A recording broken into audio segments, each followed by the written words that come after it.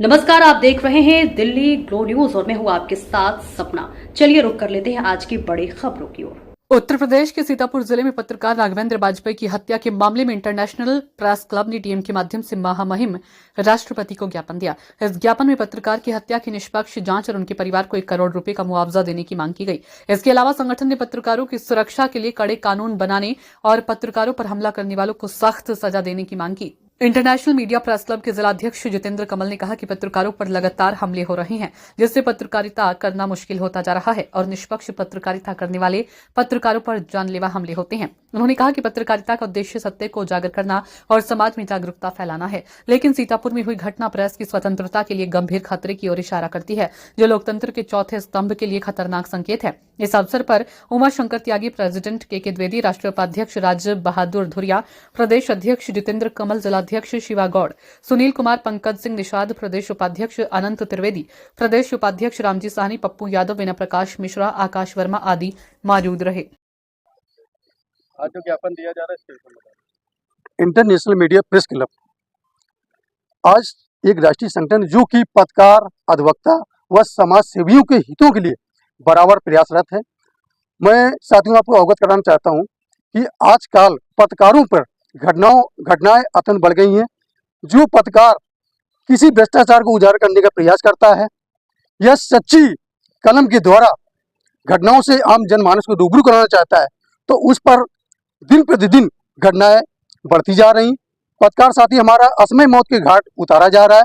मैं आपको एक अभी लेटेस्ट घटना के बारे में आप लोगों को अवगत कराना चाहूँगा कि सीतापुर जनपद के महुली तहसील के संवाददाता, जो कि आपका दैनिक जागरण के संवाददाता हैं, उन पे गोली मार के उनकी हत्या कर दी जाती है, क्योंकि उन्होंने लगातार भ्रष्टाचारियों के विरुद्ध खबरें उन्होंने प्रसारित की।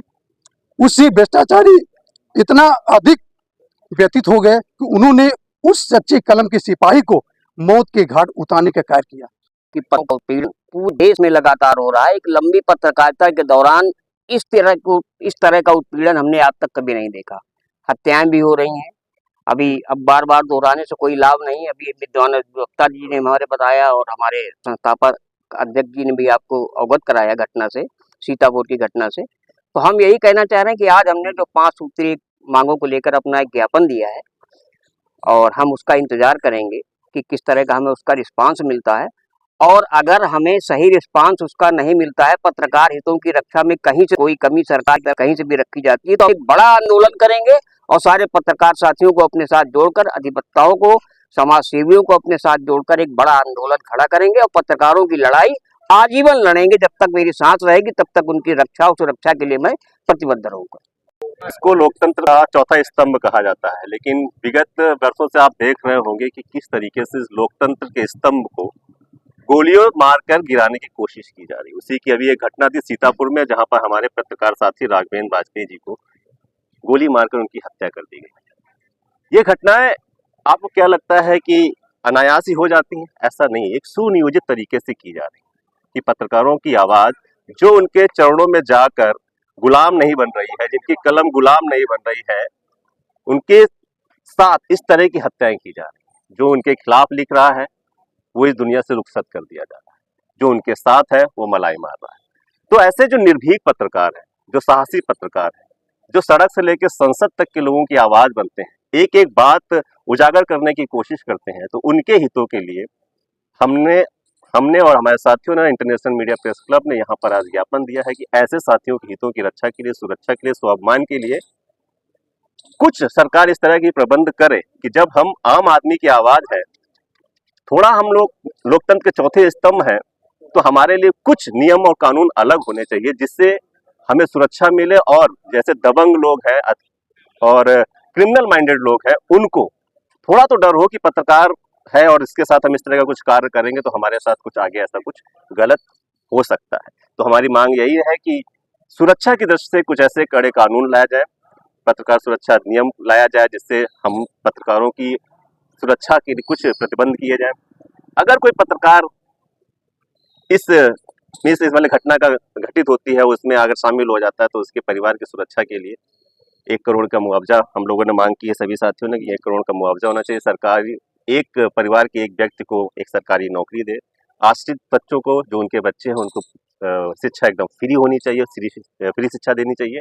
और भी जो मांगे हैं हम लोग लगातार करते रहेंगे। अगर जैसा कि हमारे वरिष्ठ साथी ने बताया है कि अगर सरकार इस पे नहीं चेतती है तो इंटरनेशनल मीडिया प्रेस क्लब पूरे प्रदेश में एक पत्रकारों की हितों की सुरक्षा रखने के लिए आंदोलन करेंगे, पूरे देश में आंदोलन करेंगे। जैसे कि हमारा नाम ही है इंटरनेशनल मीडिया प्रेस क्लब। समर्थन हमें विदेशों से भी प्राप्त हो रहा है कि भारत में पत्रकारों के हितों की सुरक्षा के लिए कड़े प्रतिबंध क्यों नहीं, कड़े कानून क्यों नहीं बनाए गए, इसकी मांग हो रही है, जिसकी आज पूरे उत्तर प्रदेश में कई जिलों पे हमारी टीमों ने ज्ञापन दिए हैं। और आगे भी अगर नहीं होता है तो ज्ञापन, इसके बाद ज्ञापन नहीं तो फिर आगे आंदोलन हम सभी करेंगे। कि उत्पीड़न पूरे देश में लगातार हो रहा है। एक लंबी पत्रकारिता के दौरान इस तरह का उत्पीड़न हमने आज तक कभी नहीं देखा। हत्याएं भी हो रही हैं। अभी अब बार बार दोहराने से कोई लाभ नहीं। अभी विद्वान अधिवक्ता जी ने हमारे बताया और हमारे संस्थापक अध्यक्ष जी ने भी आपको अवगत कराया घटना से, सीतापुर की घटना से। तो हम यही कहना चाह रहे हैं कि आज हमने जो 5 सूत्रीय मांगों को लेकर अपना एक ज्ञापन दिया है और हम उसका इंतजार करेंगे कि किस तरह का हमें उसका रिस्पांस मिलता है। और अगर हमें सही रिस्पांस उसका नहीं मिलता है, पत्रकार हितों की रक्षा में कहीं से कोई कमी सरकार कहीं से भी रखी जाती है, तो एक बड़ा आंदोलन करेंगे और सारे पत्रकार साथियों को अपने साथ जोड़कर, अधिवक्ताओं को, समाज सेवियों को अपने साथ जोड़कर एक बड़ा आंदोलन खड़ा करेंगे और पत्रकारों की लड़ाई आजीवन लड़ेंगे। जब तक मेरी सांस रहेगी तब तक उनकी रक्षा और सुरक्षा के लिए मैं प्रतिबद्ध रहूंगा।